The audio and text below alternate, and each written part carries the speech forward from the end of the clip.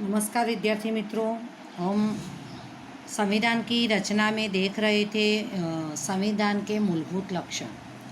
उसमें मूलभूत लक्षण में हमने देखा लिखित दस्तावेज, दूसरा संविधान का आकार, तीसरा लक्षण देखा एकल नागरिकता और चौथा संविधान का लक्षण देख रहे थे मजबूत केंद्र वाला समवाय तंत्र। उसी में जो भारत सरकार और राज्य सरकार मिलकर जो काम करते हैं तो दोनों के बीच जो विषयों का बंटवारा किया है। तो जो केंद्र सरकार काम करती है उनको संघ सूची या केंद्र सूची कहते हैं, उसमें 97 विषयों का समावेश किया गया है। जो राज्य सरकार काम करती है उसको राज्य सूची कहते हैं, उसमें 66 विषयों का समावेश किया गया है। और जो दोनों मिलकर राज्य सरकार और केंद्र सरकार मिलकर काम करते उसको संयुक्त समवर्ती सूची कहते, उसमें 47 विषयों का समावेश किया गया है। याद रखना, खाली जगह एमसीक्यू में आता ही है, तो ये सब याद रखना। अभी हम देखेंगे शेष सत्ताएं, यानी राज्य सरकार को जो काम करना है वो 66 विषय पर, केंद्र सरकार को जो काम करना है 97 विषय पर, और दोनों को मिलकर 47 विषय। उसके अलावा जो बचे हैं उस पर दोनों को काम करना है, तो उसका स्पष्ट विभाजन नहीं किया गया कि कौन सा काम केंद्र सरकार करेगा और कौन सा काम राज्य सरकार करेगी। उसका स्पष्ट विभाजन नहीं किया जा सका। ऐसे विषयों का समावेश शेष सत्ताएं में होता है। शेष यानी बाकी। तो ये दोनों को बंटवारा नहीं किया गया कि कौन सा राज्य सरकार करेगी या कौन सा काम केंद्र सरकार करेगी। तो जो उसका विभाजन नहीं किया गया, ऐसे विषयों का समावेश शेष सत्ता में होता है। अभी हमने पहले भी देखा है कि ये विषयों में शेष सत्ता में शामिल विषयों में कानून का निर्माण करना, उसमें परिवर्तन करने की संपूर्ण सत्ता पहले भी देखा है कि केंद्र सरकार यानी संसद को प्राप्त है।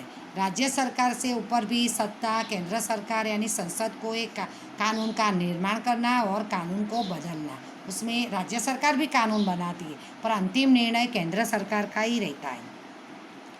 उसके अलावा हम देखेंगे कि भारत में केंद्र सरकार कौन सा, अभी जो शेष बाकी बच्चे विषय उसमें केंद्र सरकार क्या काम करती है तो केंद्र सरकार तथा राज्य सरकारों के बीच वित्तीय साधनों का विभाजन किया गया।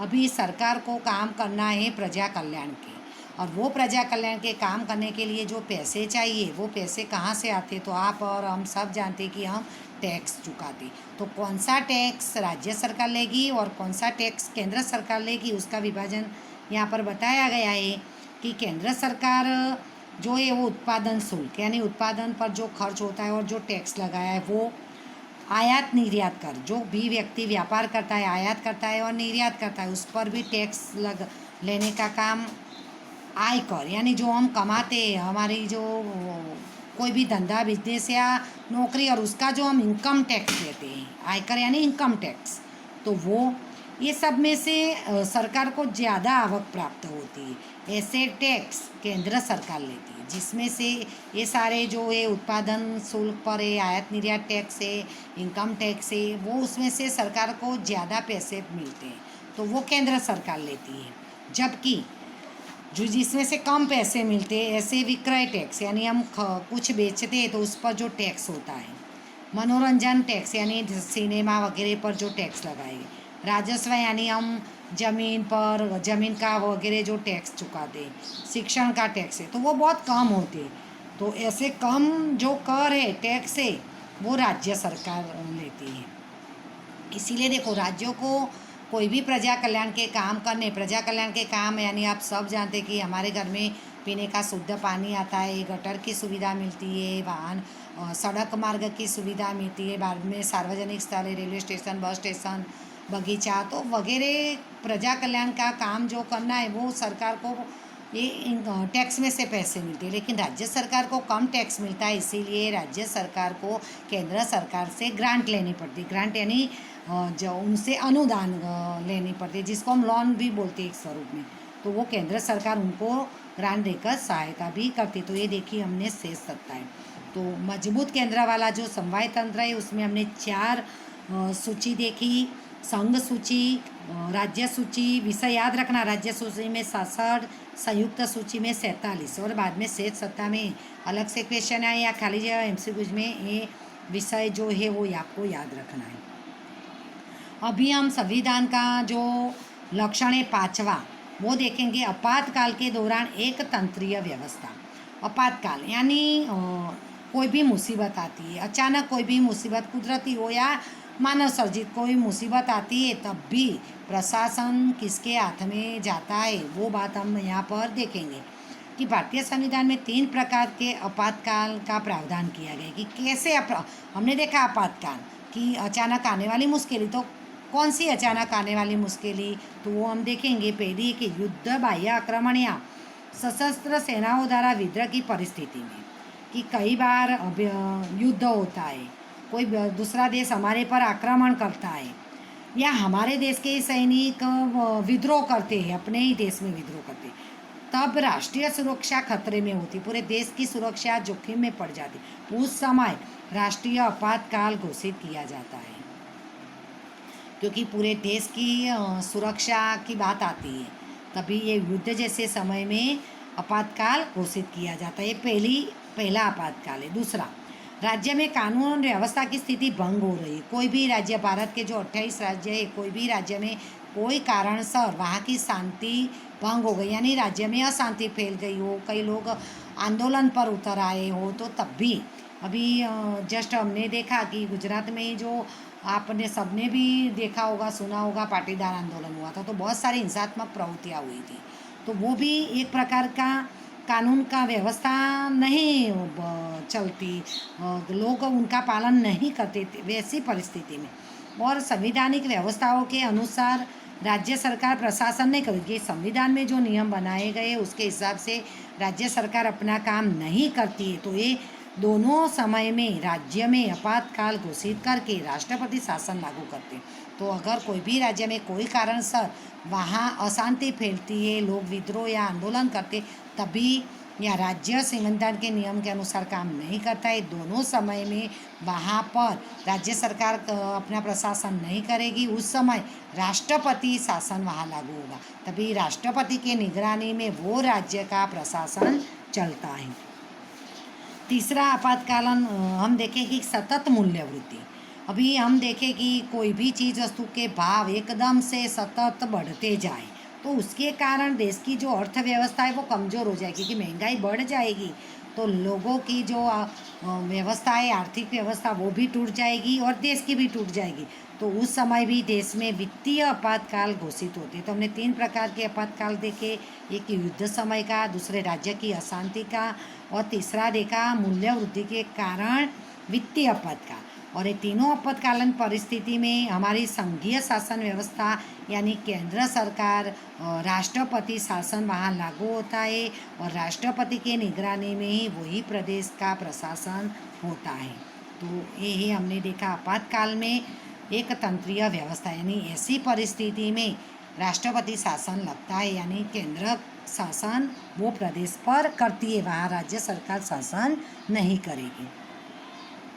अभी हम चौथा जो लक्षण है वो देखेंगे, संसदीय शासन पद्धति। तो हमने पहले भी देखा है कि भारत एक गणतंत्र राष्ट्र है, कि जनता द्वारा चुने गए प्रतिनिधियों से लोकसभा की रचना होती है, और लोकतंत्र में लोकसभा ही वास्तविक सत्ता होती है, कि लोकसभा से ही पूरा केंद्र सरकार का जो प्रशासन है वो होता है। अभी हम देखें कि संसद के 2 सदन हैं, यहाँ पर मैं आपको ये चार्ट में बताऊँ कि संसद में, केंद्र में हम देखें कि संसदीय शासन पद्धति है, तो संसद के 2 सदन हैं, लोकसभा और राज्यसभा। लोकसभा वो निचला सदन है, संसद के 2 गृह है, एक निचला गृह एक उपला गृह। निचला गृह लोकसभा है और ऊपर का गृह राज्यसभा है।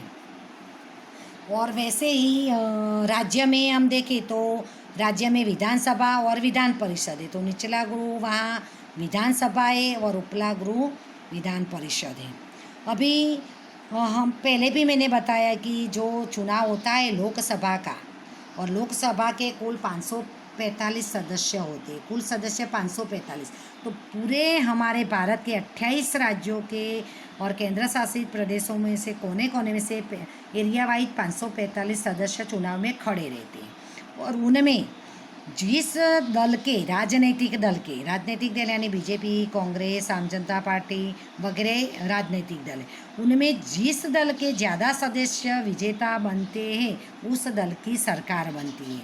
और उस दल की जो सरकार बनेगी उनका क्या बनेगा? मंत्रिमंडल। और उनका जो उनको पहले से ही तय करते वो नेता बनता है प्रधानमंत्री। ये प्रधानमंत्री लोकसभा का सदस्य ही पहले तो सदस्य के रूप में चुना जाए, बाद में वो दल तय करता है कि किसको प्रधानमंत्री बनाना है, तो उसको वो प्रधानमंत्री बनाते हैं। और बाद में प्रधानमंत्री की सलाह से ही राष्ट्रपति मंत्रिमंडल की भी नियुक्ति करते हैं। और मंत्रिमंडल और प्रधानमंत्री मिलकर वास्तविक शासन ये दोनों करते हैं। लेकिन जो देश का प्रशासन है वो राष्ट्रपति के नाम से चलता है। पूरे देश का प्रशासन राष्ट्रपति के नाम से चलता है कि सबसे सर्वोपरि देश में राष्ट्रपति है। और अभी हमारे राष्ट्रपति है श्री रामनाथ कोविंद। बाद में जो लोकसभा है वो स्थायी सदन है, क्योंकि हर 5 साल है। पिछले साल 2019 में ही चुनाव हुआ था अप्रैल में लोकसभा का, और अभी उसको 5 साल पूरा होंगे, उससे पहले चुनाव हो जाएगा और नए लोकसभा की रचना होगी। तो वो कभी ख़त्म नहीं होता, इसीलिए लोकसभा को स्थायी सदन कहते हैं। ये हम नेक्स्ट चैप्टर में डीप में पढ़ेंगे उसके बारे में, फिर भी अभी इसमें आ रहा है तो मैं थोड़ा बहुत आपको समझा लेती हूँ। और राज्यसभा अस्थायी सदन है, क्योंकि राज्यसभा कभी ख़त्म नहीं होता है, वो चालू ही रहता है। देखो, लोकसभा 5 साल के बाद पूरा हो जाता है, उनका कार्यकाल 5 साल में पूरा होता है और नया फिर से चुनाव होता है और नए सदस्यों के द्वारा लोकसभा की रचना होती है। तो वो अस्थायी सदन है। और जबकि राज्यसभा अस्थायी सदन है, क्योंकि उसके जो सदस्य हैं वो 245 है। उनमें से 12 सदस्यों की नियुक्ति राष्ट्रपति करते। वो याद रखना, खाली जगह एमसीक्यूज में आ सकता है। 12 सदस्य जो ऐसे होते हैं, निष्णात लोग होते हैं, कोई सामाजिक कार्यकर हो, कोई राजनेता हो, कोई वैज्ञानिक हो, कोई चित्रकला में निपुण हो, कोई समाज सेवी हो, ऐसे कोई क्रिकेटर हो, ऐसे निष्णात 12 लोगों को राज्यसभा में राष्ट्रपति नियुक्ति करते हैं। और उसके अलावा का चुनाव होता है और उनमें से हर दूसरे साल 1/3 सदस्य निवृत्त होते हैं और दूसरे बाद में 1/3 जितने निवृत्त हुए उतने का चुनाव हो जाता है। अभी आपने ये हमारी ऐसी परिस्थिति कोरोना की चल रही, उसके बावजूद भी राज्यसभा के सदस्यों का चुनाव हुआ। तो वो जो 1/3 सदस्य निवृत्त हुए, इतने सदस्यों का चुनाव हुआ, यानी राज्यसभा कभी बर्खास्त नहीं होती है। वो मतलब अस्थायी सदन है, वो हमेशा रहता है। उनके कार्यकाल का समय 6 साल का, हर सदस्य को 6 साल होता है। तो पूरे सारे सदस्यों का एक साथ चुनाव नहीं होता है, 1/3 सदस्य का हर साल चुनाव होता है, बाकी वैसे ही रहते बारी बारी, ऐसे सबको 6 साल ख़त्म होते वैसे चुनाव होता रहता है। तो ये चीज़ आप याद रखना। वैसे ही राज्य में विधानसभा के सदस्यों का जो चुनाव होता है उसमें जो राजनीतिक दल के ज़्यादा सदस्य विजेता बनते हैं उनकी सरकार बनती है और उनका मंत्रिमंडल बनता है और उन्हीं में से किसी को मुख्यमंत्री बनाया जाता है। और हमारे मुख्यमंत्री अभी आप सब जानते हैं विजय भाई रूपानी है गुजरात के। और राज्य में जो प्रशासन है वो राज्यपाल के नाम से चलता है, जबकि केंद्र में प्रशासन राष्ट्रपति के नाम से चलता है। तो अभी गुजरात के राज्यपाल आचार्य देवव्रत है, आप सबको शायद याद भी होगा। तो ये हमने जो देखा संसदीय शासन पद्धति, तो उपला सदन जो है वो राज्यसभा है और निचला सदन लोकसभा। खाली जगह एमसीक्यूज में ये सब आ सकता है, उसमें मैंने जो चार्ट द्वारा सारी चीज़ें आपको उसी में बता दी हैं। फिर से एक बात बताती हूँ, राज्यसभा के सदस्यों का चुनाव राज्य की राज्यसभा के सदस्यों का चुनाव कौन करता है? तो राज्यों की विधानसभाओं के चुने गए सदस्यों द्वारा। राज्यसभा, अभी हमने देखा कि राज्यसभा का चुनाव है, अभी जस्ट 15-20 दिन पहले ही हमारे गुजरात के भी 2 परफेक्ट मुझे नहीं पता है पर 3-4 सदस्य थे, तो वो चुनाव हुआ। तो वो उनका चुनाव जनता नहीं करती है, लोकसभा के सदस्यों का चुनाव जनता करती है। राज्यसभा के सदस्यों का चुनाव जो हर एक राज्य में विधानसभा है, वो विधानसभा में जो चुने गए सदस्य है वो करती है राज्यसभा के सदस्यों का चुनाव। और राज्यसभा में विविध क्षेत्र में जो विशेष अनुभवी है, मैंने अभी आपको बताया, वैसे 12 लोगों की नियुक्ति राष्ट्रपति करते हैं। और राज्यसभा स्थायी सदन है, सॉरी मेरा ये मिस्टेक हो गई थी, अस्थायी नहीं स्थायी सदन है। राज्यसभा स्थायी सदन है क्योंकि उसके सदस्य एक साथ निवृत्त नहीं होते और दूसरे साल 1/3 सदस्य निवृत्त होते और उनका चुनाव होता है। जस्ट अभी हमने देखा कि 15 दिन ही पहले परफेक्ट मुझे नहीं पता 7 यहाँ थे 8 थे, इतने सदस्य का चुनाव हुआ और अभी दूसरे साल जितने निवृत्त हो गए उनका होगा और इस तरह हर साल उनका चुनाव होता रहता है। तो ये है संसदीय शासन पद्धति।